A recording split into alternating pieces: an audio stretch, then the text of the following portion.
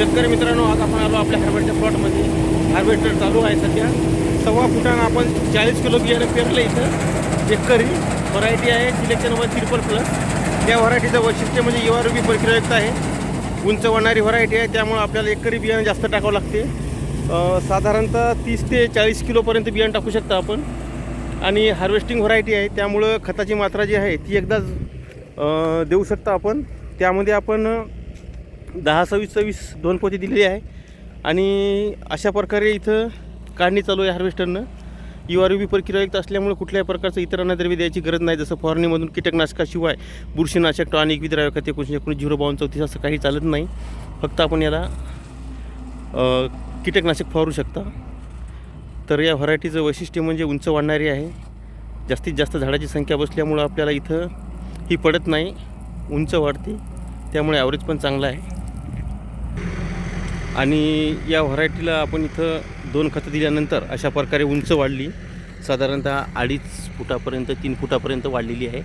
आणि त्यामुळे harvesting variety आहे. आणि बुडापासून साधारणतः माल जो आहे हा 9 इंचावर लागलेला आहे. बघू शकता आपण. फांद्या उभ्या आहेत.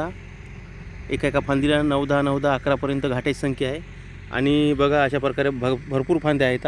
आणि एकरी उतारा जो आहे या व्हरायटीपासून साधारण 12 ते 18 ते 25 क्विंटलपर्यंत येण्याची शक्यता आहे.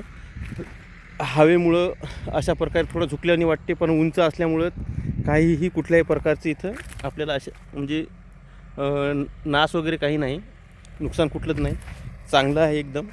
आणि सिलेक्शन 1 या व्हरायटीचं नाव आहे, सिलेक्शन व्हरायटी. एकरी आपण इथं 40 किलो बियाणं टाकलेलं आहे. तर खाद्य पण जितकी संख्या वाढली तेवढं द्यावं लागते.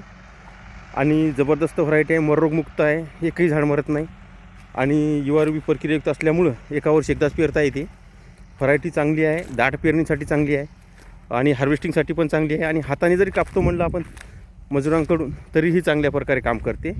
आणि बुडाला घाटे वगैरे राहत नाहीत. बघा अशा प्रकारे एकदम चांगल्या प्रकारे. तर आता इथं हार्वेस्टिंग आपली चालू आहे. आणि इथं साधारणतः आपल्याला 17-18 क्विंटलची रास पडेल असा आपला अंदाज आहे. बघू आपण कितीपर्यंत पडेल ती. आणि जास्त फवारे घ्यायची गरज नाही, कारण व्हरायटी युआरबी प्रक्रियायुक्त असल्यामुळं मोजकंच आपल्याला इथं खाद्य द्यावं लागते. 10-26-26 आपण 2 गोण्या दिल्या, नंतर द्यायची गरज नाही. क्लोरोपायरिफॉस M45ची फवारणी केली पहिली 15 दिवसांनी उघडल्यानंतर, नंतर 15 दिवसांनी प्रोटेक्ट सुपर साफ पावडर अशा प्रकारे फवारणी केली. नंतर इमामॅक्टिनची एक, पुन्हा इमामॅक्टिनची एक, अशा प्रकारे 4 फवारण्यामध्ये ही व्हरायटी आलेली आहे. आता इथं जी कापणी केली हार्वेस्टरनं ती आता काढणं चालू आहे. माल टाकला खाली, नाही पडत नाही. तर बघा अशा प्रकारे आता माल खाली टाकणं चालू आहे. बघू शकता आपण.